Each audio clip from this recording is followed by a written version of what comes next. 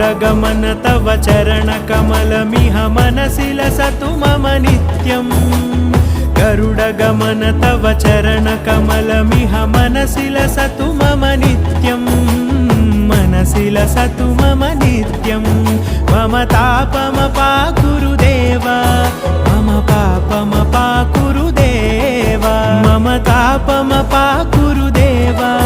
मम पापमपाकुरु देवा